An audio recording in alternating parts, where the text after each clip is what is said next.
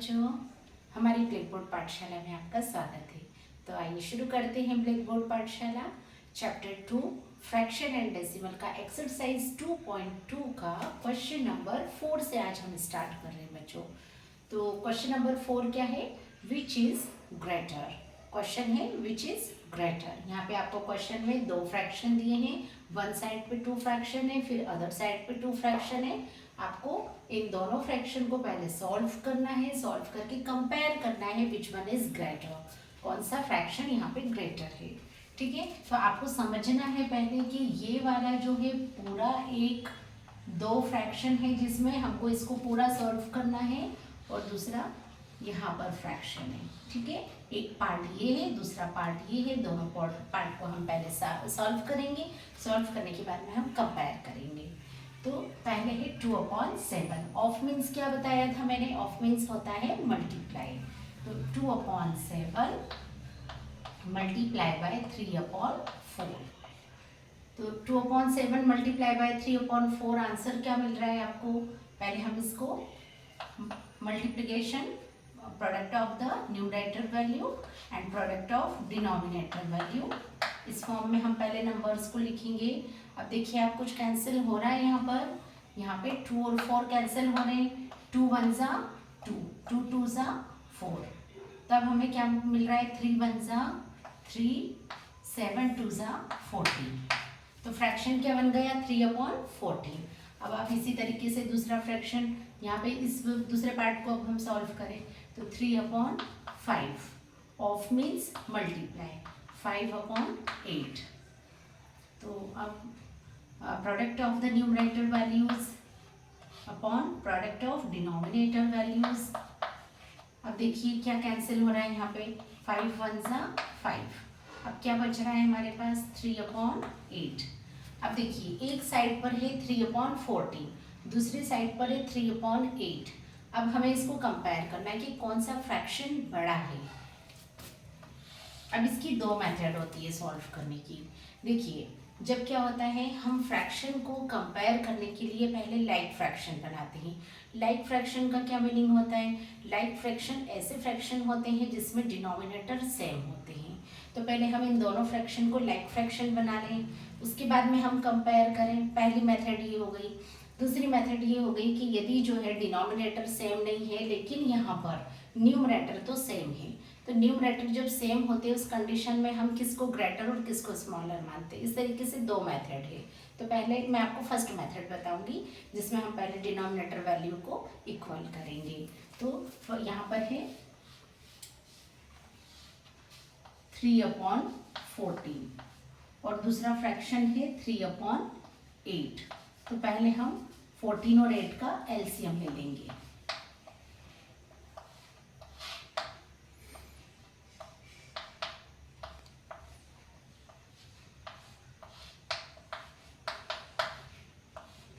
फिर 2 से और 7 1 जा 7।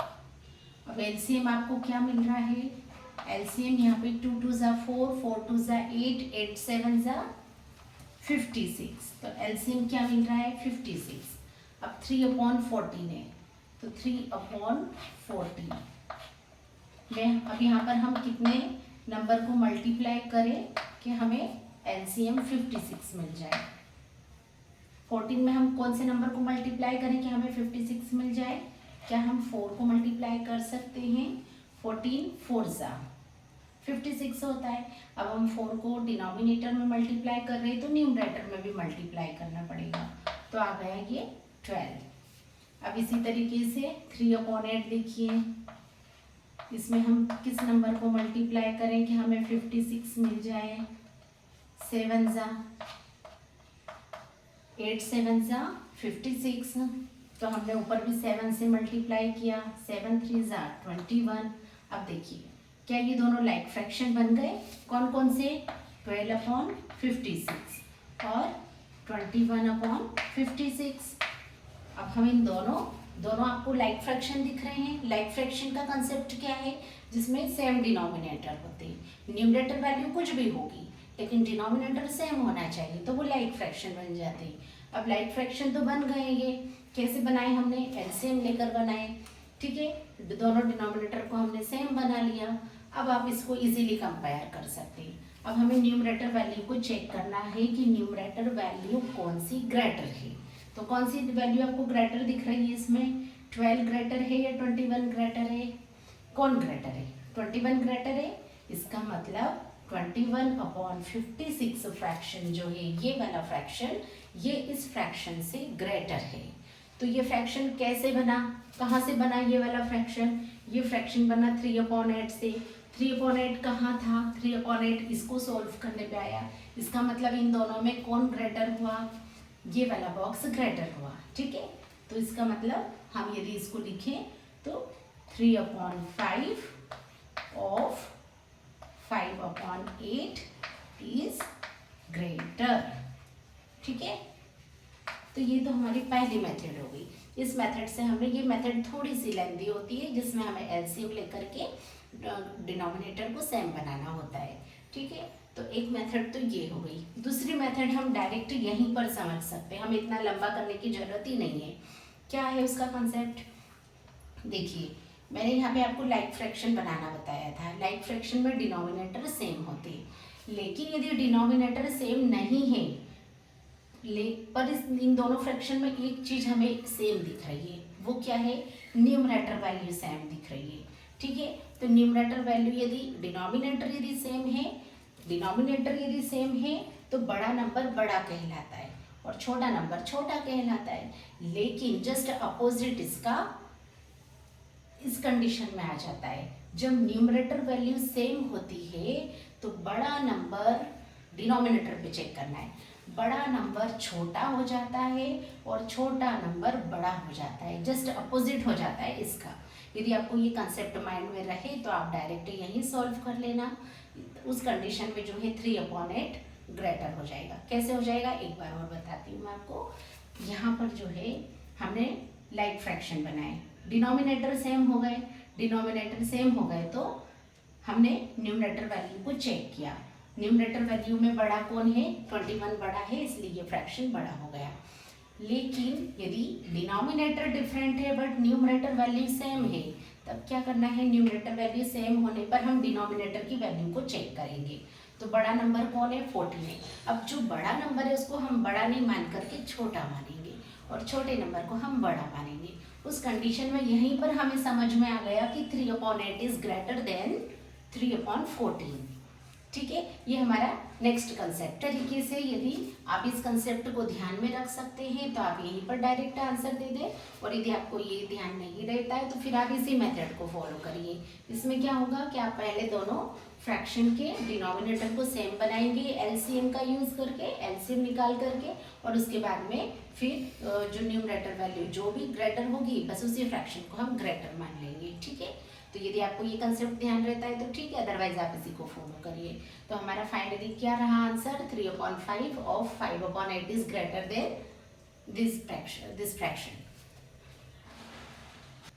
Next one, question number 2। अब ये भी सिमिलर, बिल्कुल सिमिलर है ये प्रीवियस क्वेश्चन का। अब यहाँ पे क्या है? 1/2 ऑफ 6/7 और 2/3 ऑफ 3/7।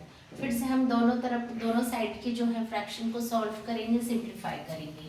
तो 1/2 of means multiply 6/7, 1 multiply 6, 2 multiply 7। अब देखिए कुछ कैंसिल हो रहा है यहाँ पे, हाँ हो रहा है।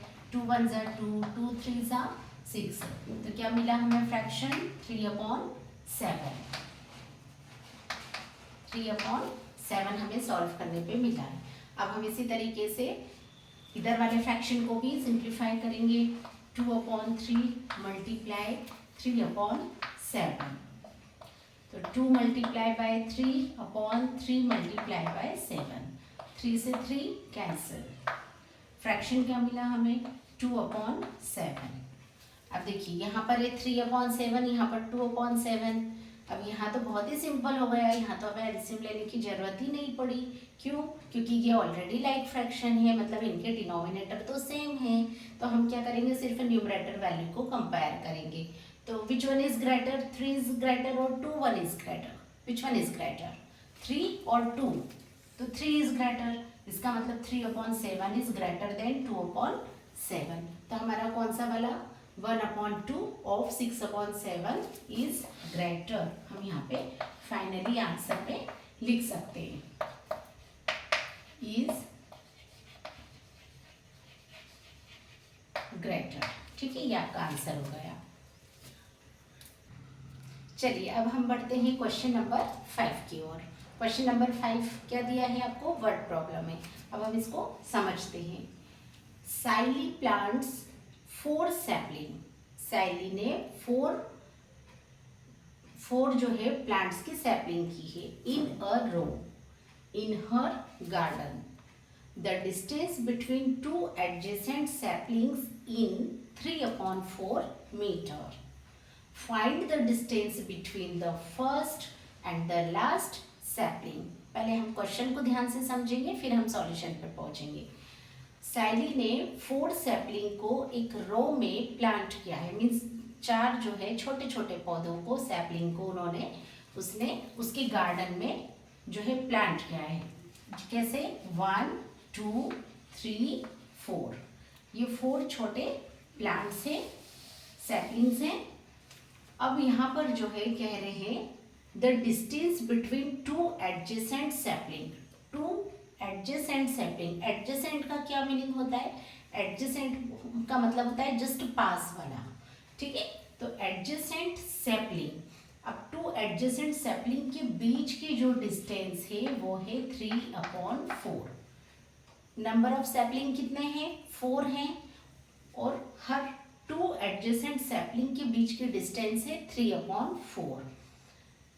तो यहाँ पर 2 सैपलिंग के बीच में डिस्टेंस हो गई 3/4, फिर नेक्स्ट 2 सैपलिंग के बीच में डिस्टेंस हो गई 3/4, फिर से नेक्स्ट 2 सैपलिंग के बीच में डिस्टेंस हो गई 3/4 मीटर।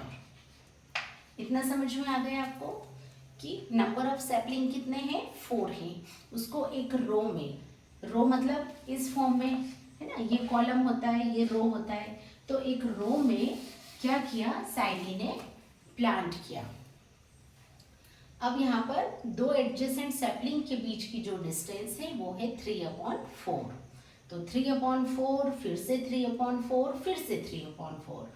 तो जो 4 सैपलिंग्स थे उनके बीच में कितनी बार 3/4 आ रहा है, 3 बार आ रहा है। ठीक है, अब आपसे पूछ क्या रहे हैं, हमको वो देखना है। Find the distance between the first and the last sapling। हमें इस फर्स्ट और लास्ट सैपलिंग के बीच की डिस्टेंस यहाँ से यहाँ तक की फाइंड करना है। ठीक है, क्वेश्चन आपको समझ में आ गया, क्वेश्चन क्या कह रहे हैं। अब हम चलिए सॉल्यूशन की ओर बढ़ते हैं। अब देखिए आप यहाँ पे 3/4 3/4 3/4, 4 सैपलिंग्स के बीच में 3/4 कितनी बार आ रहे हैं, 3 टाइम्स आ रहे हैं, है ना। अभी आप ध्यान रखिएगा, अभी हमें आगे सॉल्यूशन में इसकी जरूरत पड़ेगी। तो पहले हम, अभी वर्ड प्रॉब्लम में तो हम सेंटेंस अरेंज कर लें हमारे अकॉर्डिंग। नंबर ऑफ सैपलिंग कितने हैं, 4 हैं। फिर 2 एडजेसेंट सैपलिंग के बीच की डिस्टेंस कितनी है, पहले हम लिखेंगे number of sapling is equal to 4। Second sentence क्या बनाएंगे, distance between 2 adjacent sapling, distance between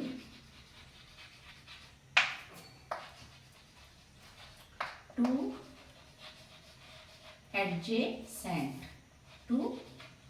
adjacent sapling।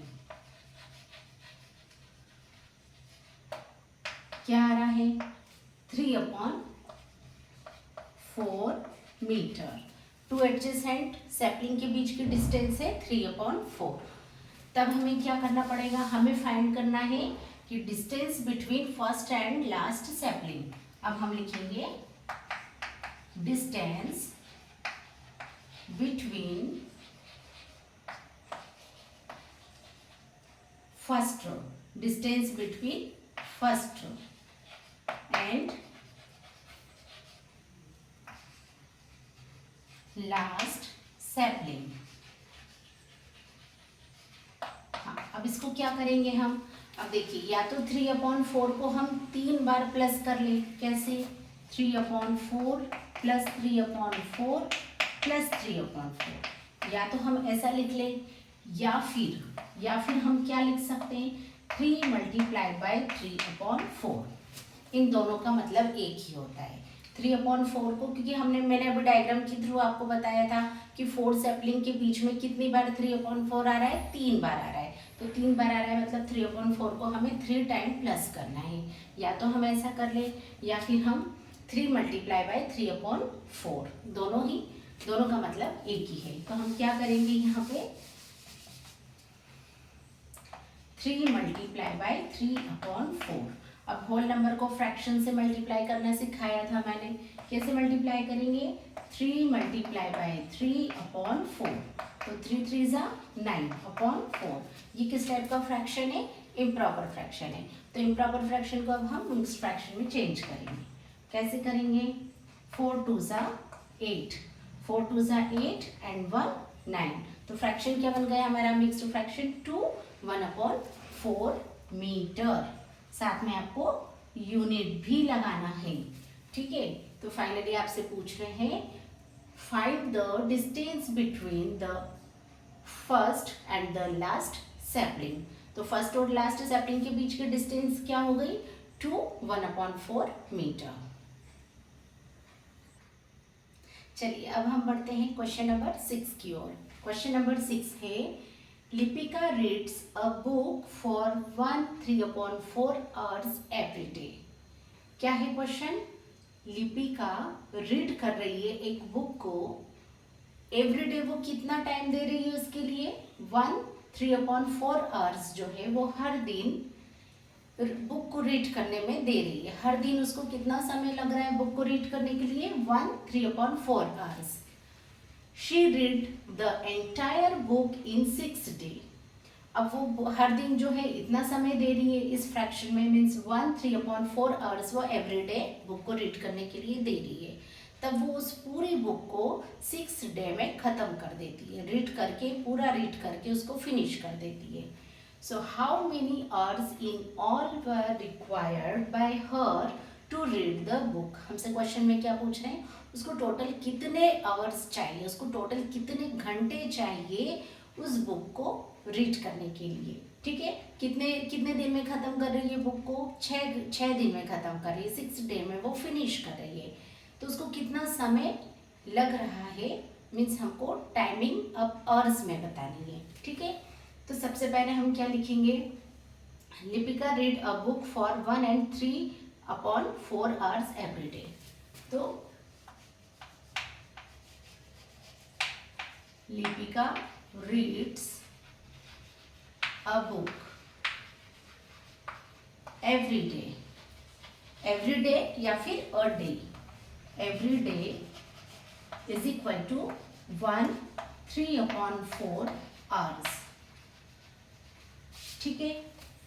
अब इसको यदि हम मिक्स्ड को इम्प्रॉपर में चेंज करें तो 4 1 जा 4, 4 and 3 7/4 आवर्स। एक दिन में वो कितना समय दे रही है बुक को रीड करने के लिए 7/4 आवर्स दे रही है। फिर वो इंटायर बुक को रीड करती है 6 डे में, ठीक है। एंटायर बुक रीड्स बाय हर, कितने समय में कितने टाइम में रीड कर रही है वो is equal to 6 days.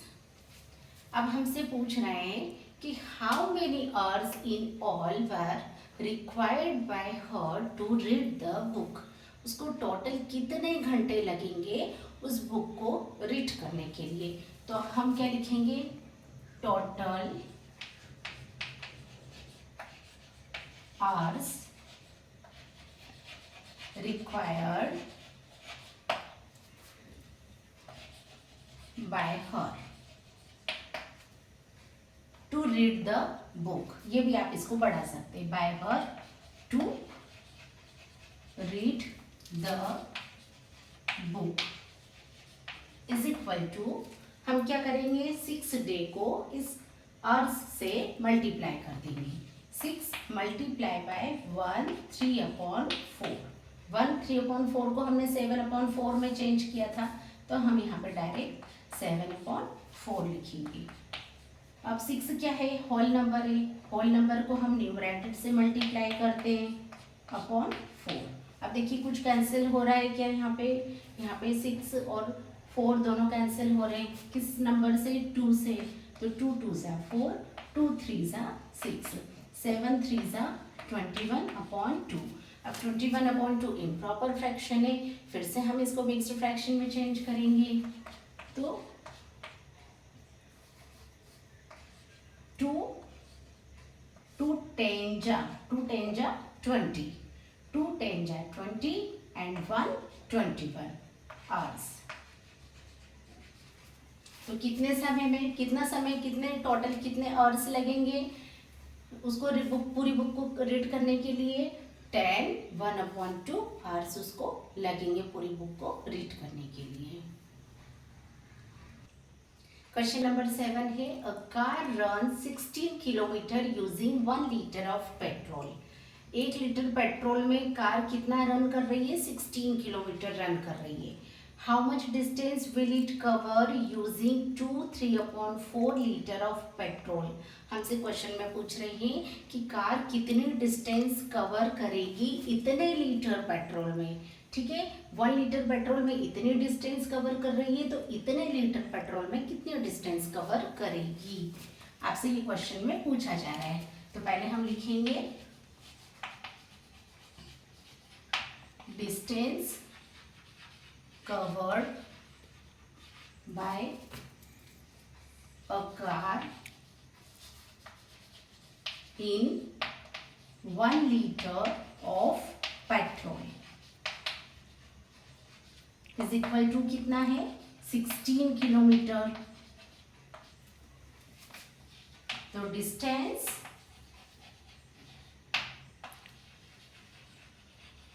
Covered by car in कितने litre, 2 and 3/4 litre of petrol. तो अब क्या करना है हमें, उसमें कितनी डिस्टेंस कवर कर रही है। जब 1 लीटर में 16 कर रही है, तो इतने लीटर में कितनी कर पाएगी, 2 and 3/4 लीटर मल्टीप्लाई बाय 16। आ गया आपको समझ में, ये हमने कैसे करा, 1 लीटर पेट्रोल में 16 किलोमीटर, तो इतने लीटर पेट्रोल में दिस फ्रैक्शन मल्टीप्लाई बाय 16। अब इस मिक्स्ड फ्रैक्शन को हम इम्प्रॉपर में चेंज करेंगे, 4 2 ज़ा 8, 8 + 3 11/4 मल्टीप्लाई बाय 16। अब देखिए क्या कैंसिल हो रहे हैं, 4 1 ज़ा 4, 4 4 ज़ा 16। आंसर क्या आ रहा है, 44 किलोमीटर। इसका मतलब इतने लीटर पेट्रोल में कार 44 किलोमीटर डिस्टेंस कवर करेगी। अब हम बढ़ते हैं लास्ट क्वेश्चन की ओर, क्वेश्चन नंबर 8। क्वेश्चन नंबर 8 में दिया है आपको, यहाँ पे फिर 2 क्वेश्चन दिए हैं A and B. A1 question है, provide the number in the box. एक बॉक्स बना के दिया है, यहाँ पर हमको एक नंबर प्रोवाइड करना है, सच दैट 2/3 मल्टीप्लाई बाय, यहाँ पर कोई एक नंबर आएगा, इज इक्वल टू 10/30। तो हमें यहाँ पे सोचना है कि वो फ्रैक्शन कौन सा हो सकता है जिसको हम 2/3 से मल्टीप्लाई करें तो हमें 10/30 मिल जाए। ऐसा कौन सा नंबर हो सकता है, तो 2 में हम कौन सा नंबर मल्टीप्लाई करें कि हमें 10 मिल जाए। क्या हम 5 से मल्टीप्लाई कर सकते हैं, 2 5 ज़ा 10। उसी तरीके से 3 में हम कौन सा नंबर मल्टीप्लाई करें कि हमें 30 मिल जाए। क्या हम 10 से मल्टीप्लाई कर सकते हैं, 3 10 ज़ा 30। अब देखिए 2 5 ज़ा 10, 3 10 ज़ा 30, तो हमें ये फ्रैक्शन मिल गया। इसका मतलब बॉक्स में कौन सा नंबर आना चाहिए, 5/10 नंबर आना चाहिए। कौन सा फ्रैक्शन आएगा, 5/10। अब इसी क्वेश्चन के बाद यहाँ पे इससे जुड़ा हुआ हमें एक क्वेश्चन और दे रहे हैं, the simplest form of the number obtain in box is. मतलब यहाँ पर जो आपने फ्रैक्शन लिखा है उस फ्रैक्शन को अब आप सिंपलेस्ट फॉर्म में लिख करके बताओ। तो सिंपलेस्ट फॉर्म में कैसे लिखेंगे हम 5/10 को, पहले हम इसको रिड्यूस करेंगे। तो 5 1 ज़ा 5, 5 2 ज़ा 10, तो सिंपलेस्ट फॉर्म में क्या हो गया फ्रैक्शन 1/2, तो वो फ्रैक्शन क्या होगा 1/2। यहाँ पे भी हम लिखेंगे 1/2, 1/2। ठीक है, तो इस तरीके से जो है ये फर्स्ट नंबर क्वेश्चन कंप्लीट होता है। Question number B, question number B में फिर वही ए की तरह दिया है हमें question, provide the number in the box such that 3/5 multiply, यहाँ पर एक कोई फ्रैक्शन आएगा, इज इक्वल टू 24/75। अब यहाँ पे अब देखिए हमें कैसे सॉल्व करें कि हमें 24/75 मिल जाए। तो हम इस 3 में हम किस नंबर को मल्टीप्लाई करें? क्या हम 8 को मल्टीप्लाई करें? 8 3 जा 8, 1 जा 8, 8 2 जा 16, 8 3 जा 24 मिल रहा है हमें। अब यहाँ पे हम कौन से नंबर से मल्टीप्लाई करें? क्या हम 15 से मल्टीप्लाई करें? 15 5 जा 75 होता है। ठीक है, तो हमें वो फ्रैक्शन क्या मिला 8/15 मिला। तो यहाँ पर हम इस बॉक्स में इस फ्रैक्शन को लिख देंगे 8/15। अब सेकंड वन, क्वेश्चन नंबर 1 इसको आगे कंटिन्यू करते हुए हमसे सेकंड क्वेश्चन पूछा है, the simplest form of the number, ये जो नंबर था, ये जो फ्रैक्शन था, ऑब्टेन इन, यहाँ पे इस बॉक्स में हमें इसका सिंपलेस्ट फॉर्म लिखना है। अब देखिए फ्रैक्शन तो 8/15 है, तो क्या ये रिड्यूस फॉर्म में जा सकता है? कोई ऐसा टेबल है जिसके अंदर 8 और 15 दोनों आते हैं? ऐसा कोई टेबल है? नहीं, ऐसा कोई टेबल नहीं है, है ना। इसका मतलब हम इसको और ज़्यादा रिड्यूस नहीं कर सकते हैं। तब हमें क्या करना पड़ेगा, ये ऑलरेडी सिंपलेस्ट फॉर्म में ही है, तो हम 8/15 ही लिखेंगे, 8/15। ठीक है, तो इसी के साथ जो है हमारी एक्सरसाइज 2.2 फिनिश होती है। तो आज की वीडियो में जितने भी क्वेश्चन कराए हैं, आशा करती हूँ कि आपको वो सारे क्वेश्चन समझ में आए हों। तो आप इन सभी क्वेश्चंस की एक बार प्रैक्टिस करेंगे तो डेफिनेट आपको और भी क्लियर हो जाएगा। आज की क्लास में इतना ही। Thank you so much.